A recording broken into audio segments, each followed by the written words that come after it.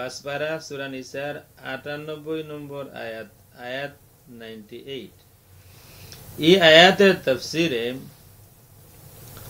হাফিজ ইবনে কাসির রাহমাতুল্লাহি তাআলা আলাইহি একটি হাদিস শরীফ বর্ণনা করেছেন, যে হাদিস শরীফ আরো অন্যান্য কিতাবেও আছে।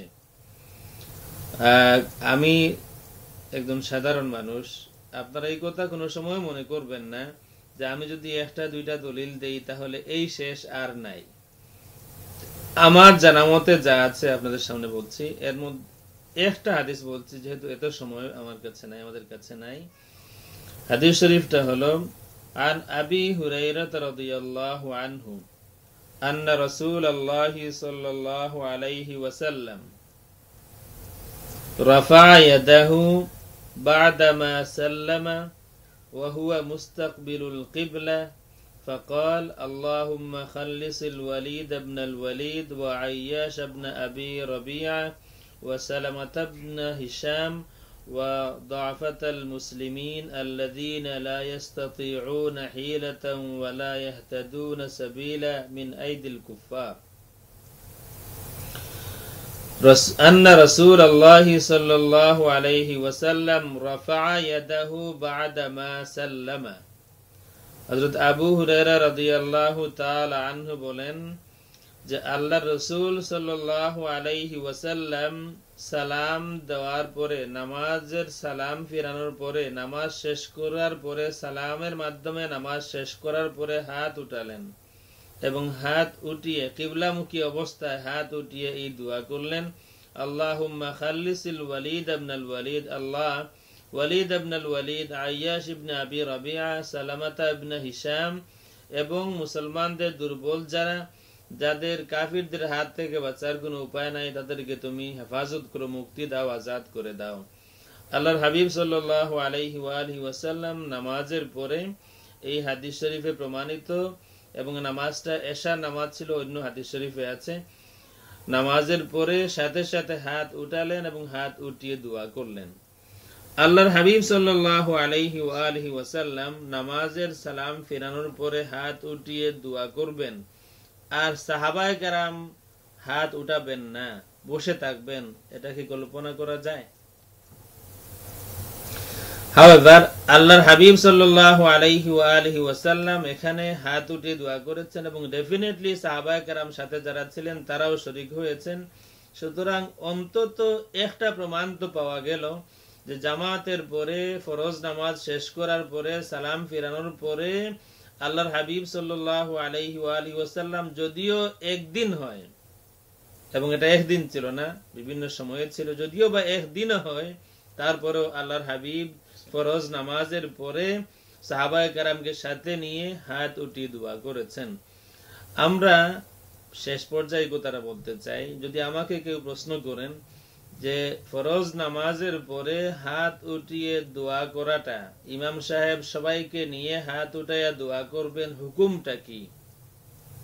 আমরা আগেই বলেছি ফরজ নামাজের পরে দোয়া আছে প্রমাণিত, ফরজ নামাজের পরে হাত উঠাইয়া দোয়াটাও প্রমাণিত ইন্ডিভিজুয়ালি, কিন্তু জামাতের সাথে সবাই মিলে একসাথে দোয়া করাটা অন্য সবটার মতো এত বেশি হাদিসে প্রমাণিত না, কোনো কোনো হাদিসে আছে। সুতরাং হুকুমটা কি? আইম্মায়ে কেরাম বা উলামায়ে কেরামের মধ্যে কিছু আইম্মায়ে কেরামের মত হচ্ছে হুকুমটা সুন্নত, কিছু আইম্মায়ে কেরামের মত হচ্ছে, উলামায়ে কেরামের মত হচ্ছে ফরজ নামাজের পরে সবাই মিলে একসাথে দোয়া করাটা সুন্নত। আর কেউ বলেছেন মুস্তাহাব, আর কেউ বলেছেন জায়েজ। আমরা যদি জায়েজটাও মানি, তারপরেও তো বোঝা গেল ফরজ নামাজের পরে সবাই মিলে সম্মিলিতভাবে একসাথে দোয়া করাটা আছে, নাই তো নাই এই কথা তো না, বেদাত এই কথাও বলা যায় না। যেহেতু আল্লাহর রাসূল সাল্লাল্লাহু আলাইহি ওয়া আলিহি ওয়াসাল্লাম একদিন একবারও যদি কোনো আমল করে থাকেন তাহলে এটা প্রমাণিত। এটাকে বেদাত না জায়েজ বলাটা দৃষ্টতা হবে, ঈমানের বরখেলাফ হবে।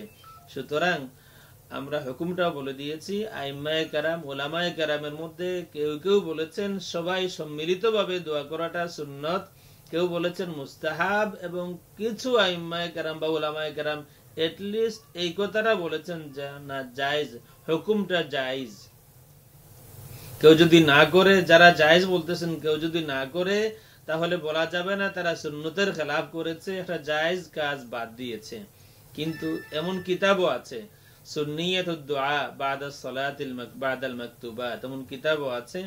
আইম্মায়ে কেরামের মধ্যে বহু আইম্মায়ে কেরাম বলেছেন, বহু উলামায়ে কেরাম বলেছেন ফরজ নামাজের পরে সম্মিলিতভাবে দোয়া করাটাও সুন্নত, এবং একা একা হাত তুলে দোয়া করাটা সুন্নত প্রমাণিত, এবং জামাতের সাথে সবাই মিলে একসাথে হাত তুলে দোয়া করাটা যদিও বহু হাদিস দ্বারা প্রমাণিত নাও হয়, কিন্তু হাদিস শরীফ দ্বারা প্রমাণিত।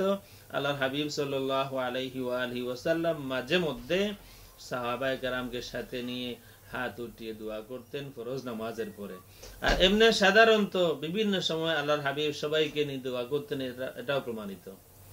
বিভিন্ন সময় সমস্ত সাহাবায়ে কেরামকে সাথে নিয়ে একসাথে হাত তুলে দোয়া করতেন, সেটাও প্রমাণিত।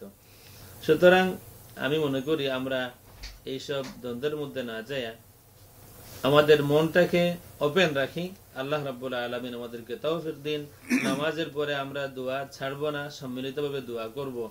আমরা এই নাই নাই করে আমাদের অনেক কিছু নাই হয়ে গিয়েছে। আমরা যেমন তারাবির সময় আগামীতে আসবে, রমজান শরীফ যখন আসে, প্রথম শুনতাম তারাবির নামাজ 20 না 8, শুনতে শুনতে শোনা গেল আসলে 8ও না, যা পারো পড়ো। এই যে এই নাই নাই করে করে আমাদের অনেক কিছু নাই হয়ে যাচ্ছে। আস্তে আস্তে করে যদি এই অবস্থা চলতে থাকে তাহলে আর কত কত থাকবে বাকি আল্লাহ রাব্বুল আলামিন জানেন। যে যা কিছু আছে প্রমাণিত, আমরা একটা জায়েজ কাজ হলেও বাদ না দেই। আল্লাহ রাব্বুল আলামিন আমাদেরকে তৌফিক দিন, আমিন।